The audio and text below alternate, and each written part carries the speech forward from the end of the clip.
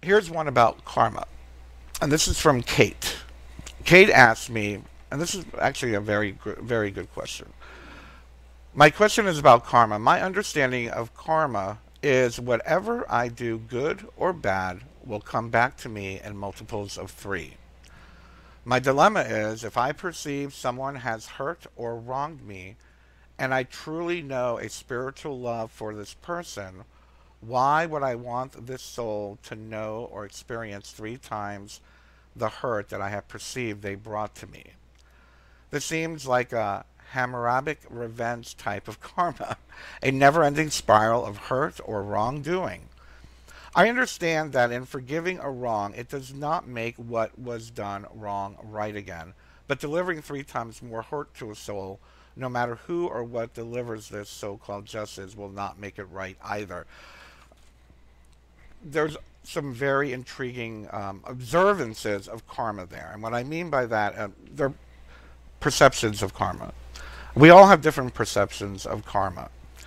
For me, my karma definition is not like that. I do not believe in the rule of 3. The rule of 3 is a generalized pagan terminology. It's just basically to remind us that, you know, you do bad things to other people, they're going to come back to you 3 times as bad. My idea of karma is and I've shared this in the past, and I'll share it with you again. I'll give you the analogy that I use for karma. Picture a bird bath.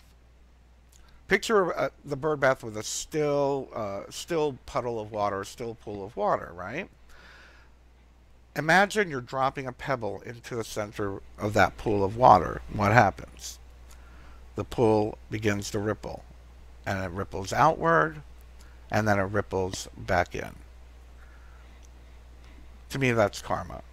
That little pebble that we dropped, that is our action. That is the act, whatever it may be. The thought, it could be the act, whether it's good or bad. It ripples outward, and it makes it to the edge of, you know, reality, whatever you wish to call it, and it ripples back inward. Karma is neither negative nor positive. It is merely a law of nature.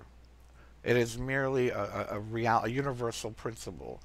So that which you put out does come back to you. Now, sometimes, yeah, the ripples might come stronger. I'm sure you've seen it where the ripples go out very, very small, and then when they come back, they're really big. Again, that's, I guess, call that momentum, for lack of a better term. But I will say that in reference to what you're saying here, Kate, you were talking about if someone has wronged them, your dilemma is that you feel bad that if someone's wronged you, they're going to get 3 times as bad, and it'll create a perpetual thing.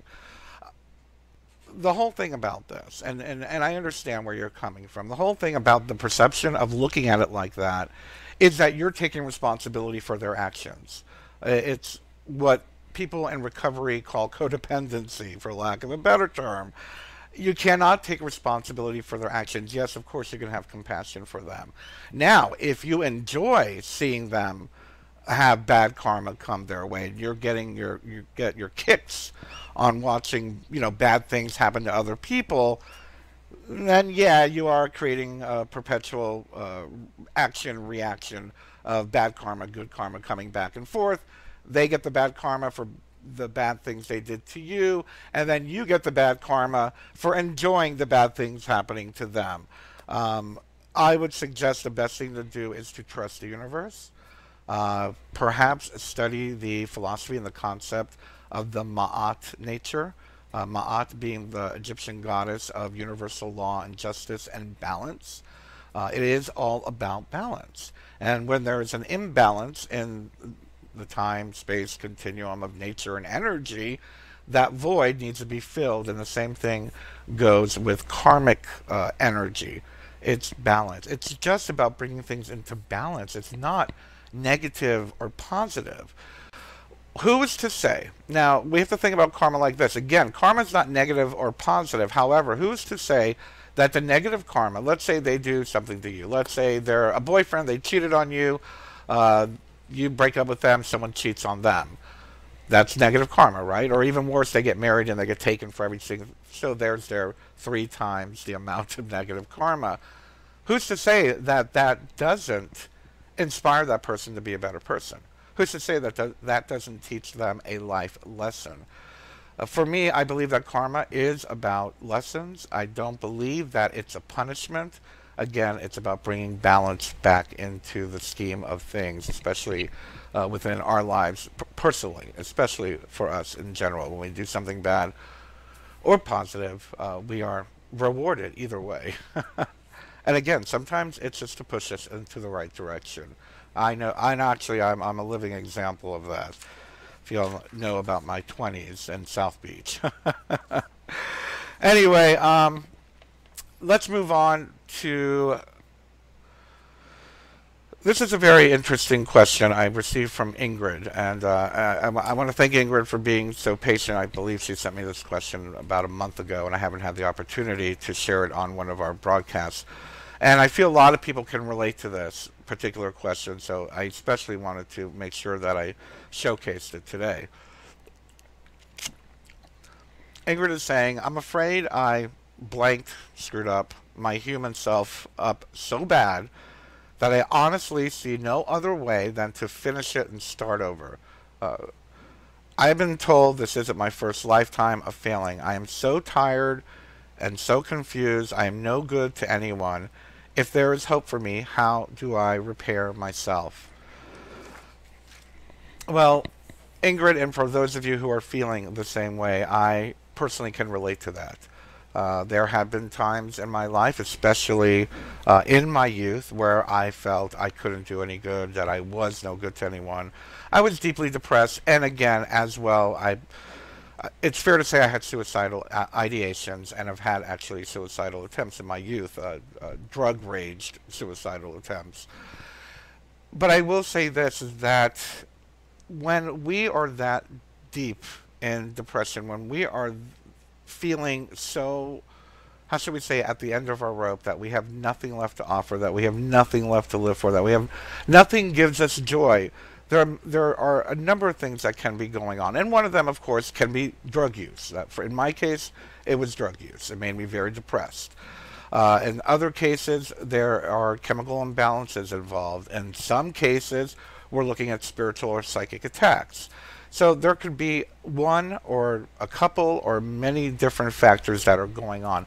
The one thing they all do have in common, the one thing, the common denominator that all of these have in common is that we're feeling empty inside, that we feel hollow, that there's nothing living, there's no drive. And many of us will try to fill that emptiness with something, whether it be sex or drugs or wallowing in depression or eating or whatever it is. But that emptiness, and I'm going to sound a little cliche here and maybe a little dorky and nerdy and religious, but I don't mean it that way. Symbolically speaking, that is the fall from grace, okay? And what do I mean by the fall from grace? And I'm just using this as a metaphor. I don't take it literally. I don't take the Bible literally. As a metaphor, that is the separation of our being with the divine source of all things, whether it be God, Goddess, Jesus, Buddha, Krishna, Allah, whatever works for you. That emptiness is that separation, that we cannot feel our divinity, that we don't feel that divinity within us.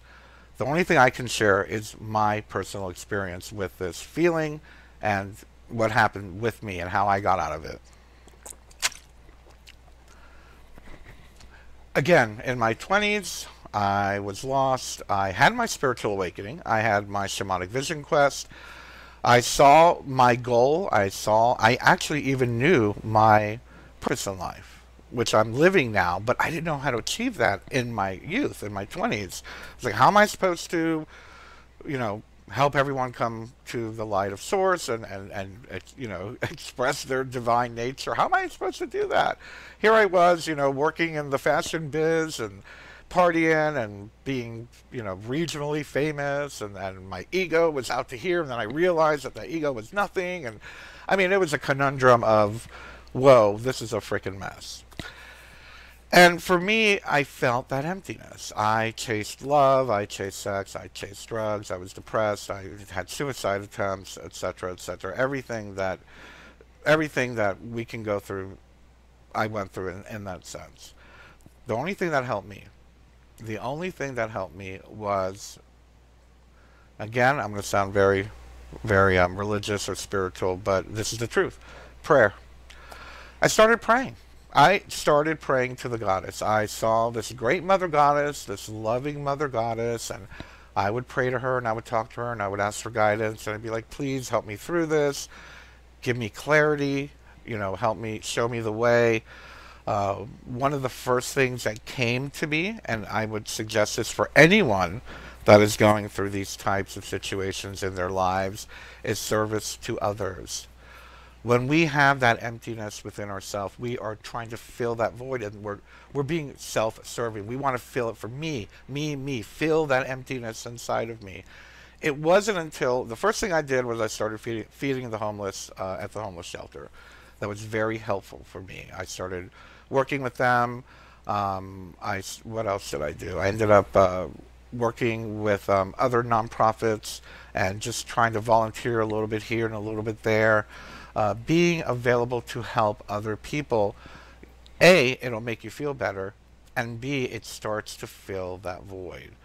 And when we begin to do that, that emptiness and that feeling of self-service, that I need to feel better, that I'm feeling empty, poor me, poor me, poor me, that feeling begins to go away. It begins to transform into, I feel good about myself. I want to serve other people. So again, I can only share what happened with me. And I do say that living in service to others has probably been the best thing that has ever happened to me. Being a community organizer, helping with other nonprofits, working in the raising of consciousness of humanity, all of the things that I've done over the last 20, 30 years is what saved my life, literally. So I always recommend service unto others when you're feeling like this. Prayer, of course. And through prayer, you start to learn meditation. And meditation, again, becomes that connection to source consciousness, and it begins to fill that void. Search, become the hero on the journey. Go on the journey. Try to find yourself, whatever and whoever that is. Finding out that we have a purpose in this life and trying to discover it. I hope that's a little bit helpful to those that might be going through this.